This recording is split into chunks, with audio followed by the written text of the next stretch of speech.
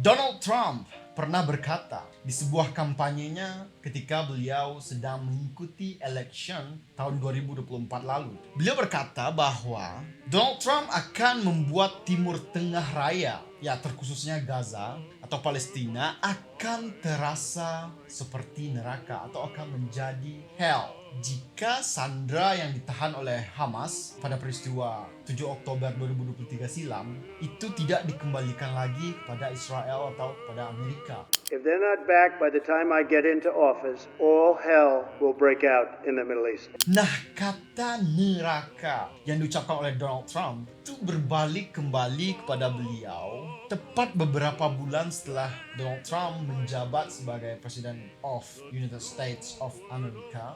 Ya, beberapa bulan saja ketika beliau setelah dilantik, sebuah kota besar yang ada di Amerika Serikat yaitu Los Angeles yang terkenal akan Hollywood sign-nya yang sangat ikonik, terkenal seantero jagat raya. Mungkin Anda sendiri juga tahu yang merupakan seorang pencinta film Hollywood, mungkin tahu banyak sekali spot-spot untuk melakukan syuting para aktor Hollywood itu berada di Los Angeles dengan rumah-rumah dan mansion-mansion, kemudian kondominium yang berjajar di sekitar ikon Hollywood tersebut yang tentunya sangat mewah, yang mana bangunan-bangunan mewah tersebut habis dilalap si jago merah dengan kerugian mencapai 2.500 triliun rupiah.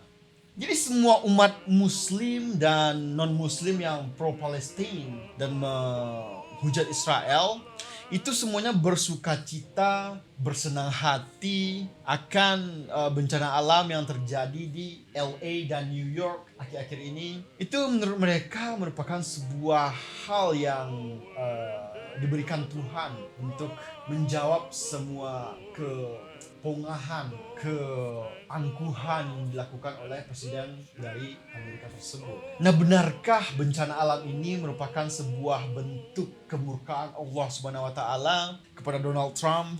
Apakah ini semua adalah sebuah karma dari perkataan zalim, perkataan sombong yang dilontarkan oleh seorang Trump? Benarkah azab Allah itu nyata adanya? Mari kita bahas. Assalamualaikum, yo, what is up, criticism? I'm Lee, I'm no one from nowhere. Welcome to my channel.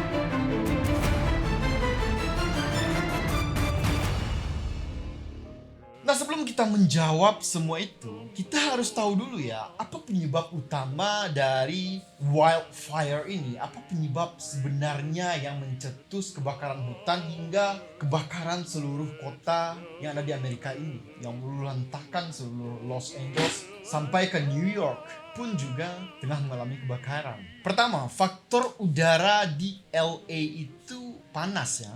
Biasa ditambah lagi dengan tingkat kekeringan yang sangat tinggi. Jadi berbeda dengan negara kita, negara tropis. Panas mungkin ya negara kita ya, daerah-daerah di sebagian Pulau Jawa atau sebagian di Sumatera itu mungkin memiliki tingkat suhu yang sangat tinggi. Namun kelembaban di daerah kita itu cukup tinggi. Jadi tidak sekering wilayah di Amerika. Dan kebakaran hutan pun tidak terjadi semudah di Amerika tersebut karena udara di sana udahlah panas dan kering juga.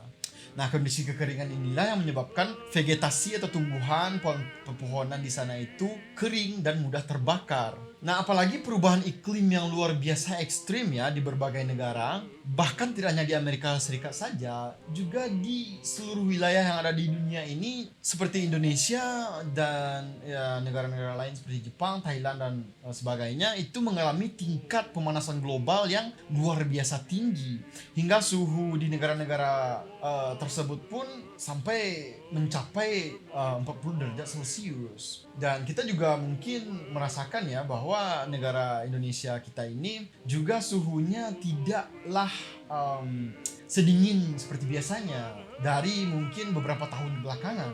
Nah, anomali inilah yang menjadi pencetus kenaikan frekuensi kebakaran hutan di seluruh dunia.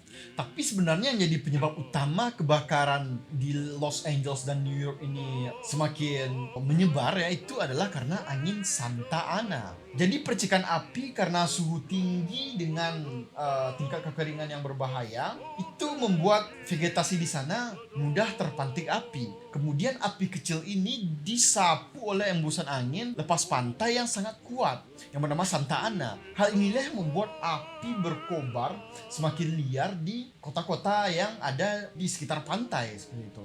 Nah, itu adalah penyebab utama menurut faktor alam, oke?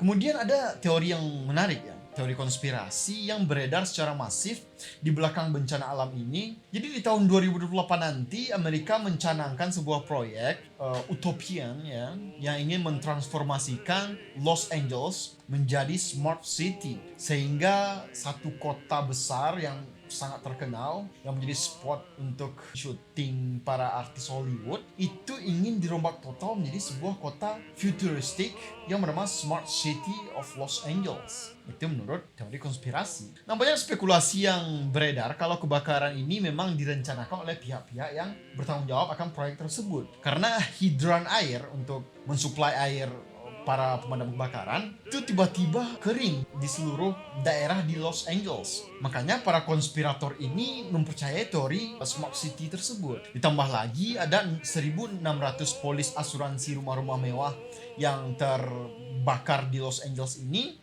itu dibatalkan secara sepihak 7 bulan yang lalu sebelum bencana ini terjadi. Jadi orang-orang yang mempunyai rumah mewah yang sudah terbakar ini tidak bisa lagi mengklaim polis asuransi karena sudah dibatalkan secara sepihak oleh agen asuransi di 7 bulan yang lalu. Jadi ini terdengar seperti sebuah kesengajaan yang sudah diketahui oleh pihak asuransi. Ya, ini spekulasi ya, bukan menuduh atau apa seperti itu. Nah, jadi ini menjadi pertanyaan yang baru. Benarkah kebakaran ini adalah sebuah konspirasi Amerika, konspirasi miliarder Amerika atau triliuner Amerika untuk menuju smart city dan mutakhir dan futuristik di Los Angeles? Nah, sebelum kita menjawab semua itu, ternyata LAPD atau polisinya Los Angeles ya menangkap terduga pembakaran hutan Kenneth yang menjadi pemicu kebakaran di Los Angeles, sehingga Los Angeles menjadi lautan api dan menewaskan 16 orang korban jiwa. Yang menariknya, kebakaran seluas itu hanya menewaskan 16 orang jiwa saja. Jika kita berandai-andai ya kebakaran ini terjadi di Indonesia, itu mungkin korban jiwanya sudah jauh melebihi ekspektasi kita. Karena kita, seperti yang kita tahu, kebakaran menjadi ajang keviralan di Indonesia. Jadi mungkin saat kebakaran masih kecil, orang-orang berbondong-bondong untuk memviralkan, untuk memvideokan kebakaran tersebut sebagai ajang pansos. Jadi ketika kebakaran sudah mulai membara, kebakaran sudah mulai menyebar, orang-orang tersebut, orang Indonesia ini tidak dapat lari karena sudah terjebak seperti itu ya. Hal ini bisa menyebabkan bertambahnya jumlah korban jiwa jika kebakaran ini terjadi di Indonesia. Apalagi di Indonesia ini banyak dari masyarakat kita yang tidak menyadari bahwa mobil pemadam kebakaran adalah sebuah prioritas utama ketika berada di jalan raya. Jadi banyak ya rakyat Indonesia yang tidak memperdulikan ketika mobil pemadam kebakaran membunyikan sirinenya di jalan raya. Nah, ini sebelum melantur ya, apa motif sebenarnya pria homeless miskin ini dalam membakar hutan yang menjadi pemicu kebakaran di LA? Apakah karena kesenjangan orang miskin dan orang kaya sangat kontras sekali di Los Angeles? Atau apakah karena si miskin ini memiliki rasa iri dan dengki pada si kaya yang memiliki mansion yang mewah di Los Angeles ini, dan mungkin orang kaya tersebut melakukan perbuatan yang semena-mena kepada orang-orang homeless ini? Atau mungkin orang ini dibayar oleh pihak-pihak shadow ya, pihak-pihak yang bermain di kegelapan terkait isu smart city tadi, yang mungkin saja. Tentu hal ini juga ya we never know lah ya. Dengan ancaman penjara seumur hidup yang diberikan oleh jaksa penuntut kepada si pelaku, tentu hal ini sangat menarik untuk dikulik lagi lebih jauh. Nah, setelah kita mengetahui ya berbagai macam teori dan spekulasi penyebab terjadinya kebakaran di Los Angeles dan hingga New York ini, sekarang kita akan masuk pada topik utama, yaitu mengenai apakah ini semua karena azab Allah Subhanahu wa taala kepada Donald Trump dan kepada Amerika? Nah, begini ya, ada banyak sekali kesalahan berpikir atau logical fallacy yang terjadi ketika kita mengatakan hal tersebut. Pertama, ribuan masyarakat Amerika di Los Angeles semuanya itu banyak sekali yang pro Palestina. Dan ada 2% umat Islam yang berada di Los Angeles. Jika populasi Los Angeles itu sekitar 3.800.000-an, maka itu berarti ada 76.000 umat Islam di kota Los Angeles. Dan mungkin mereka menjadi korban dari kebakaran tersebut. Nah, jika hal ini memang azab Allah kepada Donald Trump yang telah mengatakan bahwa ingin membuat neraka atau menciptakan neraka di Timur Tengah, maka mengapa mengapa yang jadi korbannya itu adalah orang yang tidak bersalah? Kebanyakan orang yang tidak bersalah. Banyak juga yang pro Palestina yang menjadi korbannya, banyak umat Islam juga. Kenapa bukan Donald Trump dan mungkin keluarganya yang menjadi korban dan menanggung akibat dari perkataan sombong si Donald ini? Atau mungkin kenapa tidak Israel saja yang diazab oleh Allah, karena mereka lah yang sebenarnya mempunyai kepentingan untuk melakukan genosida kepada rakyat Palestina seperti itu. Ya, tapi sebenarnya juga tidak menutup kemungkinan bahwa ada campur tangan Tuhan di balik semua ini, di balik semua bencana alam yang terjadi di Amerika Serikat ini. Ya, sebenarnya pastilah ya, setiap yang terjadi di dunia ini, bahkan daun yang gugur sekalipun itu ada keikutsertaan Tuhan di dalamnya. Tapi sebenarnya yang gaib ya, tentu tetaplah menjadi sebuah misteri yang tidak dapat kita pecahkan, misteri yang tidak dapat kita logikakan, rasionalisasikan. Jadi ya sebenarnya daripada kita mengolok-olok, menertawakan, hal yang pertama harus kita lakukan sebagai umat muslim jika kita melihat ada sebuah bencana alam yang besar atau sebuah bencana besar terjadi di suatu wilayah tertentu, itu hendaklah kita mengucapkan innalillahi wa inna ilaihi raji'un. Karena bencana alam yang menimpa saudara kita sesama manusia, mungkin bukan muslim tapi sesama manusia ya, sama umat berakal, itu wajib kita berbelasungkawa dan memberikan atensi kita dalam menaruh respect atau menaruh keprihatinan bagi saudara-saudara kita yang mungkin terkena dampak dari efek wildfire ini atau kebakaran hutan ini.